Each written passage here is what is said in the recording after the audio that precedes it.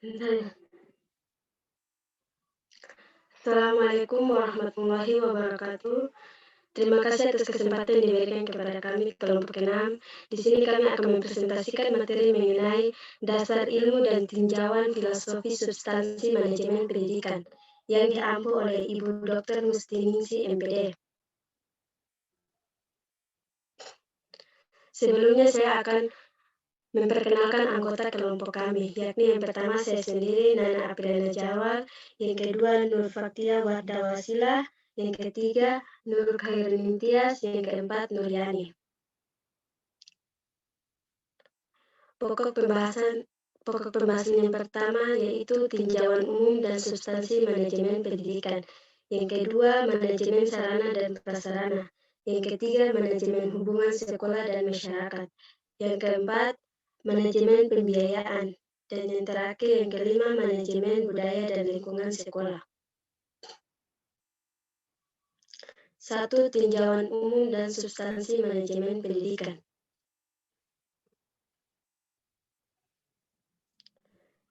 Baik, untuk pengertian manajemen pendidikan, menurut Gunawan dan Benti, manajemen pendidikan adalah segala usaha bersama untuk mendayagunakan semua sumber manusia dan non-manusia secara efektif dan efisien guna mencapai tujuan pendidikan yang telah ditetapkan. Selanjutnya, tujuan manajemen pendidikan. Menurut Sutopo, menyatakan bahwa tujuan manajemen pendidikan berkaitan erat dengan tujuan pendidikan secara umum. Sebab manajemen pendidikan pada hakikatnya merupakan instrumen untuk mencapai tujuan pendidikan secara optimal. Prinsip manajemen pendidikan. Yang pertama, memprioritaskan tujuan di atas pertimbangan-pertimbangan pribadi dan mekanisme organisasi. Yang kedua, koordinasi tentang wewenang dan tanggung jawab. Yang ketiga, penyesuaian tanggung jawab yang diberikan terhadap karakter personel. Yang keempat, pengakuan terhadap faktor-faktor psikologis manusia. Yang kelima, relativitas dari nilai-nilai. Lalu selanjutnya, proses manajemen pendidikan. Menurut Terry, mengemukakan bahwa proses manajemen pendidikan yaitu yang pertama, planning, yang kedua organizing, yang ketiga actuating, dan yang keempat controlling. Selanjutnya, ruang lingkup manajemen pendidikan ada 6. Yang pertama, manajemen peserta didik. Manajemen peserta didik adalah sebagai usaha pengaturan bagi peserta didik tersebut mulai masuk sekolah sampai dengan lulus sekolah. Yang kedua, manajemen kurikulum dan pembelajaran. Manajemen kurikulum dan pembelajaran adalah semua pengalaman aktual yang dimiliki siswa di bawah pengarahan sekolah.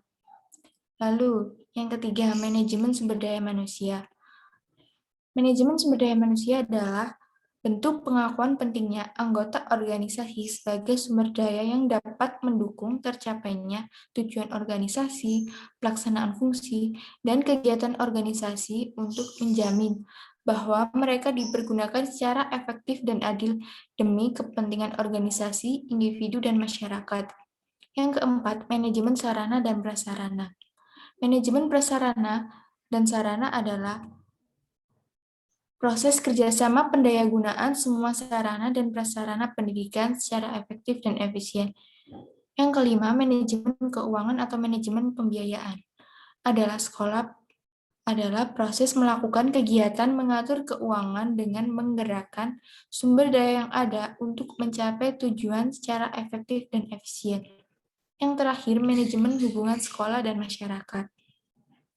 Manajemen hubungan sekolah dan masyarakat adalah suatu sarana yang sangat berperan dalam membina dan mengembangkan pertumbuhan pribadi peserta didik dengan sekolah. Selanjutnya akan dilanjutkan oleh teman saya, Tias. Terima kasih. Yang kedua yaitu manajemen sarana dan prasarana. Manajemen sarana dan prasarana adalah kegiatan pengelolaan sarana dan prasarana yang dilakukan oleh sekolah dalam upaya menunjang seluruh kegiatan, baik kegiatan pembelajaran maupun kegiatan lain hingga seluruh kegiatan berjalan dengan lancar.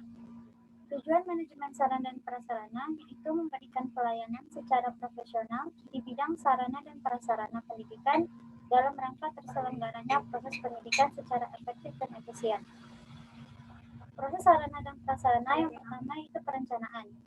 Perencanaan sarana dan prasarana pendidikan merupakan proses perancangan upaya pembelian, penyewaan, peminjaman, penukaran, daur ulang, rekondisi, rehabilitasi, distribusi atau pembuatan peralatan dan perlengkapan sesuai dengan kebutuhan.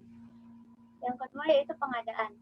Pengadaan sarana dan prasarana pendidikan di sekolah adalah segala kegiatan yang dilakukan dengan cara menyediakan semua keperluan barang atau jasa berdasarkan hasil perencanaan dengan maksud menunjang kegiatan pembelajaran agar berjalan secara efektif dan efisien dengan tujuan yang diinginkan. Yang ketiga, pendistribusian. Pendistribusian adalah kegiatan pemindahan barang dan tanggung jawab penyimpanan kepada unit-unit atau orang-orang yang membutuhkan barang itu. Yang keempat, pemeliharaan. Pemeliharaan adalah kegiatan merawat, memelihara, dan menyimpan barang-barang sesuai dengan bentuk-bentuk jenis barangnya, sehingga barang tersebut awet dan tahan lama.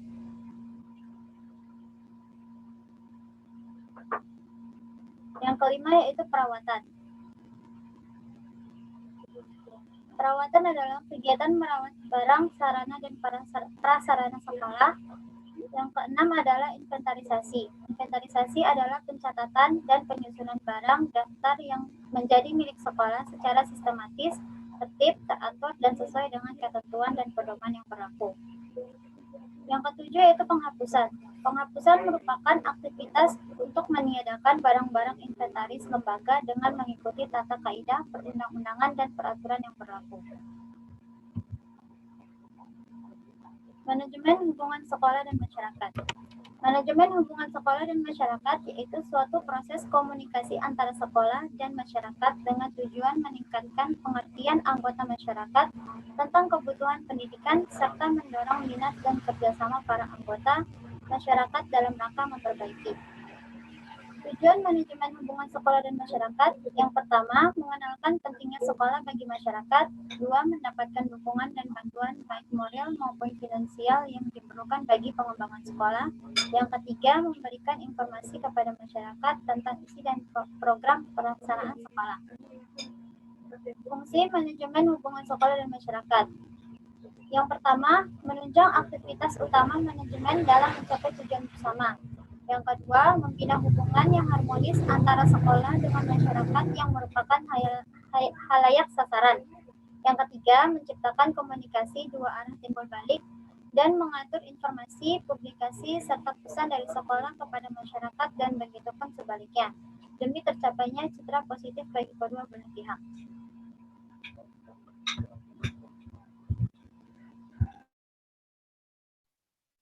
Selanjutnya adalah manajemen pembiayaan.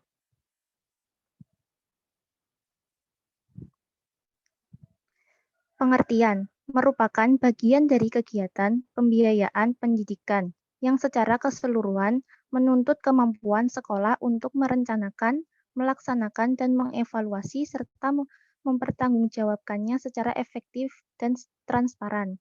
Tujuannya 1. Menciptakan pengendalian yang tepat dari sumber keuangan organisasi pendidikan. Yang kedua, meningkatkan efektivitas dan efisiensi keuangan lembaga pendidikan.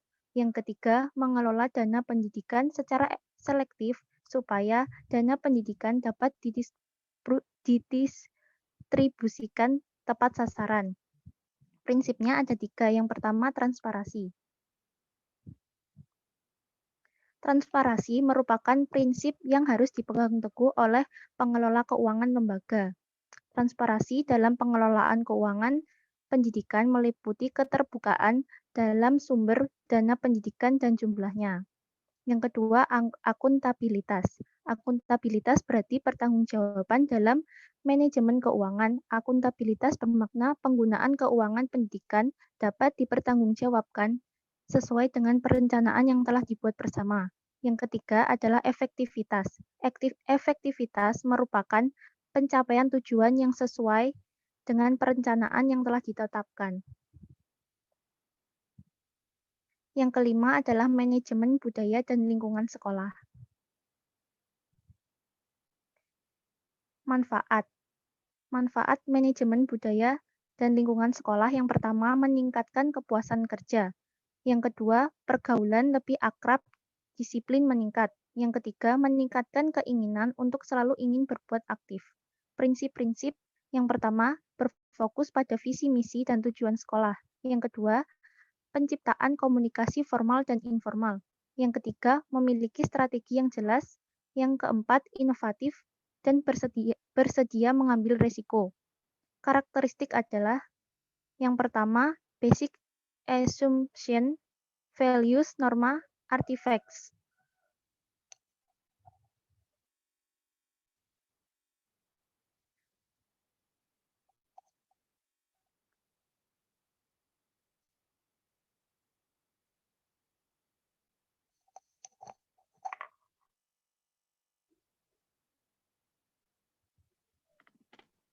Sekian presentasi dari kami, kurang dan lebih kami mohon maaf. Wabillahi taufiq wal hidayah. Wassalamualaikum warahmatullahi wabarakatuh.